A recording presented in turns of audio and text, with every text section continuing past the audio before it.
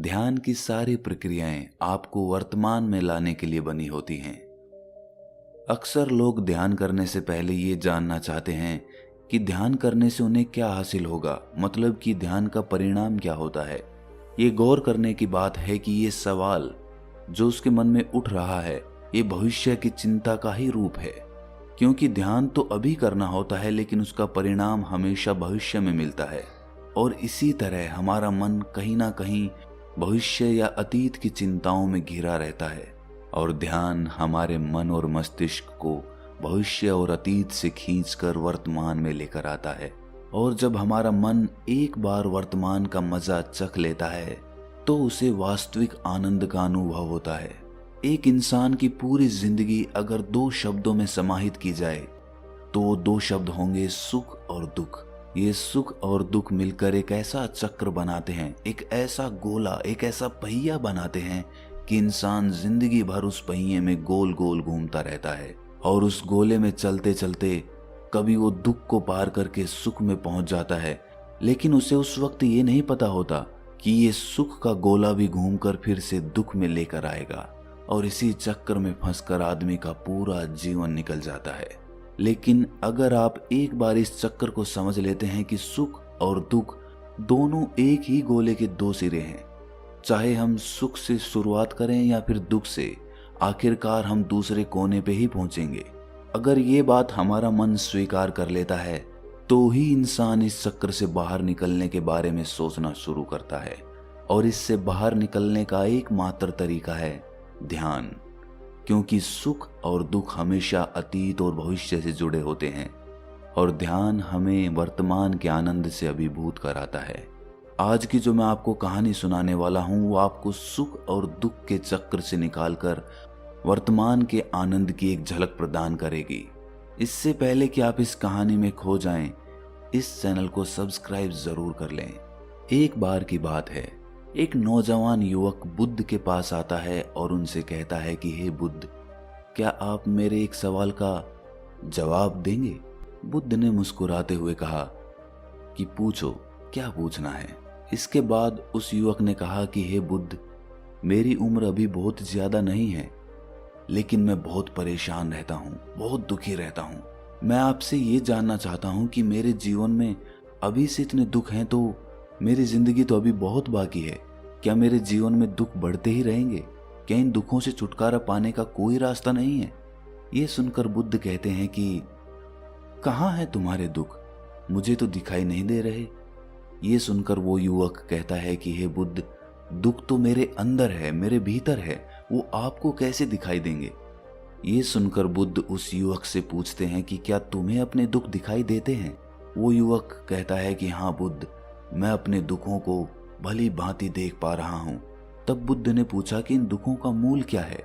बुद्ध में और उस युवक में चर्चा चल ही रही होती है कि तभी एक भिक्षु दौड़कर वहां पर आता है। वो भिक्षु तथागत बुद्ध के कान में कुछ कहता है। इसके बाद बुद्ध उस युवक से कहते हैं कि चलो, आज मैं तुम्हें जीवन का सत्य दिखाने के लिए एक जगह पर लेकर चलता हूँ। वहां पे तुम्हें कुछ भी नहीं बोलना है, चुपचाप सारी बातें सुनते रहना है। इसके बाद तुम्हें अपने सारे प्रश्नों के उत्तर खुद ही मिल जाएंगे। ये कहकर वो युवक गौतम बुद्ध के पीछे पीछे चलने लगता है। कुछ दूर चलने के बाद गौतम बुद्ध एक घर में प्रवेश करते हैं। घर में प्रवेश करने के बाद वो युवक और तथागत बुद्ध देखते हैं कि वहां पर बहुत सारे लोग इकट्ठे हो रखे हैं, और बीच में चारपाई पर एक वृद्ध आदमी लेटा हुआ है। बुद्ध को देखते ही सभी लोगों ने उनके लिए राह बनाई, और बुद्ध उस आदमी के पास वहीं उसकी चारपाई पर जाकर बैठ जाते हैं। वो युवक भी पास में ही बैठ जाता है। इसके बाद वो वृद्ध आदमी जो चारपाई पर लेटा हुआ था कहना शुरू करता है कि हे बुद्ध, मैं नहीं जानता कि मेरे जीवन में कितनी सांसें और बची हैं। पता नहीं किस वक्त मुझे भगवान के घर से बुलावा आ जाए। हे बुद्ध, मैं मरने से पहले अपने कुछ सवालों के जवाब आपसे जानना चाहता हूँ। मुझे पता है कि उन सवालों के जवाब आप ही मुझे दे सकते हैं, इसीलिए मैंने आपको यहाँ पर बुलाया है। इसके बाद उस वृद्ध आदमी ने कहना शुरू किया कि हे बुद्ध, अपने आखिरी वक्त में मुझे अपने बचपन के दिन बहुत याद आ रहे हैं। मैं अपने बचपन के दिनों को याद करता हूँ और सोचता हूँ कि वो भी क्या दिन थे। ना कुछ पाने की फिक्र, ना कुछ खोने का गम। बचपन के उन दिनों को याद करके मेरी आंखों में आंसू आ जाते हैं। मुझे लगता है कि कितनी आज़ादी थी उस समय। मेरा मन कितना खुला हुआ था। मन में कुछ भी पाने की इच्छा नहीं थी।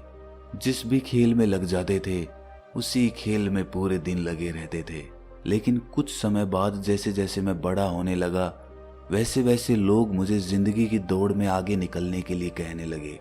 मेरे पिता अक्सर मुझसे कहा करते थे कि तुम पढ़ाई में अपने भाई जैसे क्यों नहीं हो, तुम दूसरे लोगों से पीछे क्यों रहते हो। ये सब सुन सुनकर मेरा मन बहुत बेचैन रहने लगा। लोग मुझे बहुत ताने देते थे क्योंकि ना तो मैं खेल में अच्छा था और ना ही पढ़ाई में अच्छा था। सब लोग मुझे किसी और की तरह बनने के लिए कहते थे और उनके तानों से तंग आकर मैंने जीवन में कुछ हासिल करने का निश्चय किया। मैंने अपने आप से वादा किया कि मैं भी अपने भाई की तरह एक कामयाब इंसान बनूंगा और इसके लिए मैं दिन रात मेहनत करने में लग गया। शुरुआत में बहुत मुश्किलें आईं, बहुत निराशा हाथ लगी, लेकिन मैंने हार नहीं मानी और मैंने खुद अपना व्यापार खड़ा कर लिया। उसके बाद मुझे कुछ पाने का एहसास हुआ। मुझे बहुत खुशी हुई क्योंकि जो लोग मुझे ताने देते थे वही लोग अब मेरे आगे पीछे घूमने लगे थे। कुछ वक्त बाद एक रईस बेटी के साथ मेरी शादी हो गई और उसके बाद मुझे लग रहा था जैसे मेरा जीवन स्वर्ग बन गया हो। कुछ साल बाद मुझे 2 बेटे प्राप्त हुए। दोनों बहुत ही सुंदर और हष्ट-पुष्ट थे। अब मेरा मन मेरे बच्चों के लिए कुछ करने को उत्सुक हो गया।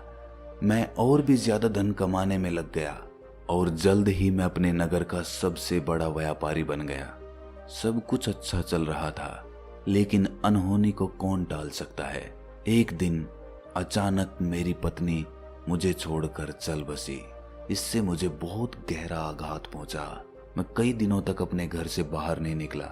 मेरे बेटे मुझे हिम्मत देते थे कि पिताजी, माताजी तो नहीं रही और जो हो चुका वो वापस नहीं आ सकता, लेकिन हम दोनों भाई आपका हमेशा साथ देंगे, आपकी हमेशा सेवा करेंगे। आपको किसी बात की कोई चिंता करने की आवश्यकता नहीं है। और धीरे धीरे मैंने भी अपने मन को समझा लिया कि अब तो मुझे अपनी प्रिय पत्नी के बिना ही जीना पड़ेगा। इसीलिए मैंने अपना मन अपने बेटों के साथ जोड़ लिया। उनकी खुशी में ही मुझे खुशी होती थी, उनके दुख में ही मुझे दुख होता था।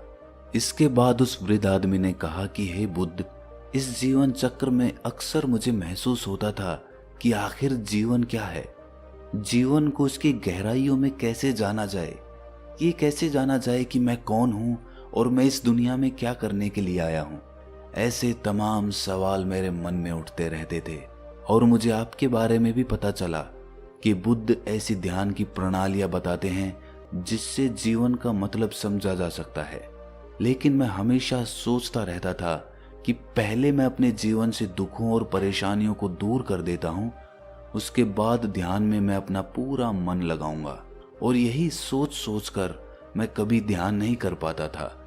धीरे धीरे वक्त बीतता रहा और आखिर में उम्र ढलने के बाद मैं बीमार पड़ गया। वैसे मेरे जीवन में कोई कमी नहीं रही। मेरे बेटों ने मेरा अच्छा साथ दिया।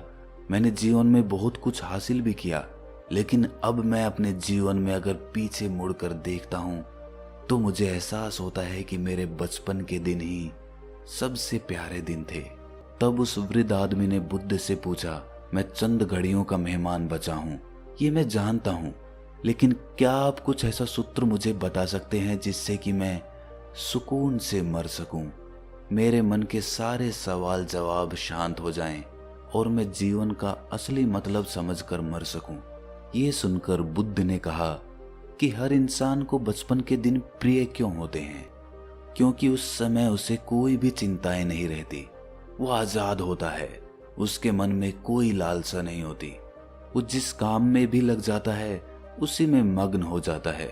लेकिन जैसे जैसे इंसान की आयु बढ़ने लगती है वैसे वैसे उसकी इच्छाएं, उसकी कामनाएं दिन ब दिन बढ़ती जाती है और इसीलिए अक्सर इंसान भविष्य की तैयारियों में लगा रहता है या फिर अतीत के बारे में सोचता रहता है और वो वर्तमान में जीना भूल ही जाता है। और वहीं अगर हम किसी छोटे बच्चे को देखें तो उसके लिए कोई भविष्य या कोई अतीत नहीं होता। उसके लिए बस वर्तमान होता है और इसीलिए वो वर्तमान में पूरा आनंदित होकर रहता है। तुमने अपना पूरा जीवन अपनी कामयाबियों, अपने बेटों, अपनी पत्नी और अपने भविष्य की योजनाओं में ही बिता दिया और तुम हमेशा यही सोचते रहे कि पहले मैं अपने जीवन को व्यवस्थित कर लेता हूं और उसके बाद सत्य की खोज करूंगा, उसके बाद ध्यान करूंगा। लेकिन हम ये भूल जाते हैं कि कल कभी नहीं आता, भविष्य की योजनाएं कभी पूरी नहीं होती। जब एक योजना पूरी होती है तो हमारा मन दूसरी योजनाएं बना लेता है और इस प्रकार जीवन चक्र चलता रहता है। और अब आखिरी समय में जब मृत्यु तुम्हारी सैया पर लेटी हुई है तो तुम्हें एहसास हो रहा है कि मैंने जीवन में कुछ भी हासिल नहीं किया। अब तुम्हें लग रहा है कि जो भी तुमने किया उसमें से तुम एक सुई भी अपने साथ नहीं ले जा सकते। अगर यही बात तुम उस वक्त समझ लेते, मृत्यु कभी निश्चित होकर नहीं आती, वो तो कभी भी आ सकती है। अगर ये बात उस वक्त तुम्हारा मन समझ लेता तो तुम उसी वक्त ध्यान और सत्य की खोज में लग जाते। तुम कोई ऐसी चीज खोजने की कोशिश करते जो तुम्हारे साथ जा सके, जो तुम्हें परिपूर्णता से मरने का मार्ग दिखा सके। उस वृद्ध आदमी ने हाथ जोड़कर बुद्ध से कहा कि हे बुद्ध, ये तो मैं जानता हूं कि मुझसे गलतियां हुई हैं। मैंने अपने जीवन को सार्थक रूप से जिया ही नहीं और इस बात का मुझे बहुत गहरे में एहसास हो चुका है। लेकिन मैं आपसे फिर से वही सूत्र जानना चाहता हूं कि क्या मैं अभी परिपूर्णता के साथ नहीं मर सकता? क्या मुझे अभी सत्य की कोई झलक नहीं मिल सकती? ये सुनकर बुद्ध ने उस आदमी का हाथ सहलाते हुए कहा कि अब तो एक ही सूत्र समझने लायक रह जाता है और वो सूत्र ये है कि तुमने जीवन में जो कुछ भी पाया या जो कुछ भी खोया वो सब यहीं पर छोड़कर चले जाओ। उसे अपने मन के साथ जोड़कर मत ले जाओ। अपने मन में ये भाव पैदा करो कि तुमने अपने जीवन से बहुत कुछ सीख लिया और वास्तविकता में तुमने अपने जीवन में बहुत प्रगति की है, क्योंकि तुमने ये जान लिया है कि जीवन में कुछ भी सार्थक नहीं है और ये जानना भी बहुत बड़ी उपलब्धि होती है।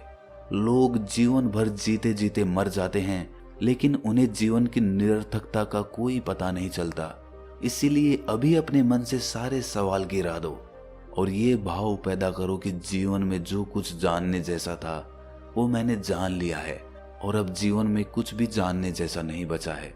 जब तुम इस भाव, इस बोध से भर जाओगे तो तुम बिल्कुल खाली होकर मृत्यु को प्राप्त हो जाओगे। और वास्तविकता में यही मरने की कला होती है। हमने जीवन में जो कुछ भी पाया, जो कुछ भी खोया, वो इसी दुनिया का था और वो यहीं पर रह जाएगा। हमारे साथ कुछ भी नहीं जाएगा। हम खाली जाएंगे, हम बिल्कुल खाली जाएंगे। और जो लोग अपने मन से बिल्कुल खाली होकर जाते हैं, वास्तव में उनके अंदर ज्ञान का दीप जल जाता है और वो आगे चलकर दूसरे जन्मों में उस निर्वाण की स्थिति को प्राप्त कर सकते हैं। लेकिन उससे पहले तुम्हें इस जीवन की निरर्थकता को समझना होगा। यहाँ पर कुछ भी पाना या कुछ भी खोना कोई मायने नहीं रखता। इसके बाद बहुत देर तक उस वृद्ध आदमी ने कोई सवाल नहीं पूछा और वो मुस्कुराते हुए मृत्यु को प्राप्त हो गया। इसके बाद बुद्ध ने उस नौजवान युवक से पूछा कि क्या तुम्हें अपने सवालों के जवाब मिले, और मिले तो तुम्हें क्या जवाब मिले, सभी को बताओ। उस युवक ने कहा कि हे बुद्ध, मुझे अपने सवालों के जवाब मिल गए हैं। इस वृद्ध आदमी के जीवन चक्र से मैं समझ गया हूं कि जीवन में कुछ भी पाने जैसा नहीं होता। सुख हो या दुख हो, सब कुछ यहीं पीछे रह जाता है और अगर हम इसी चक्र में फंसे रह जाएंगे तो हम सत्य को कभी नहीं जान पाएंगे। इसीलिए जीवन में सुख और दुख तो चलते ही रहेंगे, इसके साथ साथ चलते हुए ही हमें सत्य की खोज करनी पड़ेगी। लेकिन बुद्ध, मेरे मन में अब भी एक सवाल बाकी है जिसका जवाब जानना सबके लिए बहुत ज्यादा जरूरी है।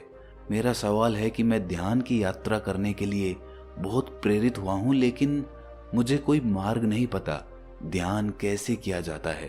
कि ध्यान की सभी प्रक्रियाएं तुम्हें होश में लाने के लिए ही बनी है, तुम्हें वर्तमान में लाने के लिए बनी है। अगर तुम किसी भी काम को पूरी उपस्थिति के साथ, पूरे एकाग्र भाव से अपने आप को पूरा इकट्ठा करके कर सकते हो तो तुम ध्यान में ही होते हो। लेकिन हमारा ध्यान इधर उधर भटकता रहता है। अपना काम करते करते वर्तमान में रहने के लिए मैं तुम्हें एक छोटी सी विधि बताता हूँ, जिसके जरिए तुम अपना काम भी कर सकते हो और ध्यान को भी समझ सकते हो। जब भी तुम चलते फिरते हो, उठते बैठते हो, सिर्फ अपनी सांसों पर ध्यान लगाना शुरू करो। सांस किस नाक से आ रही है, किस नाक से जा रही है, नाक के कौन से कोने से टकरा रही है, सिर्फ तुम उसके साक्षी भर हो जाओ। सिर्फ उसको देखते रहो। कुछ भी काम कर रहे हो, चल रहे हो, फिर रहे हो, खाना खा रहे हो, सिर्फ अपनी सांस पर ध्यान लगाओ। और ये करते वक्त तुम्हें महसूस होगा कि तुम्हारा दिमाग, तुम्हारे विचार तुम्हें इधर उधर ले जाते हैं, लेकिन थोड़ी देर बाद तुम्हें फिर से होश आएगा कि तुम्हें अपनी सांसों पर ध्यान लगाना है और तुम्हारा ध्यान फिर से सांसों पर टिक जाएगा। और धीरे धीरे जब तुम अपने विचारों को देखने लगोगे तो तुम पाओगे कि विचार विलीन होने लगे हैं। तुम्हारे अंदर बस एक खाली मैदान बचा हुआ है। सारे सवाल जवाब विलीन हो चुके हैं। इसके बाद बुद्ध ने कहा कि सांसें जो होती हैं वो वर्तमान में चलती है, ना ही वो भविष्य में चलती हैं, ना ही अतीत में चलती है। वो वर्तमान होता है, वही वर्तमान स्थिति होती है। और जब तुम अपनी सांसों से जुड़ जाते हो तो तुम वर्तमान में ध्यान लगाना सीख जाते हो, क्योंकि सांसें जिन पर तुम ध्यान लगा रहे हो वो वर्तमान में चल रही होती है। इसके बाद धीरे धीरे कदम दर कदम तुम्हें ध्यान का खुद ही एहसास होने लगेगा। फिर तुम जो भी काम करोगे उसमें तुम्हारा पूरा चित्त लगा होगा। तो शुरुआत वहीं से करो जहां पर तुम हो। यहीं से, अभी से अपनी सांसों को पकड़ना शुरू कर दो। तो दोस्तों, कैसी लगी आपको ये कहानी कमेंट सेक्शन में जरूर बताना, और अच्छी लगी तो इस चैनल को सब्सक्राइब करना मत भूलना। तो मिलते हैं अगली कहानी में, तब तक के लिए अपना ख्याल रखें।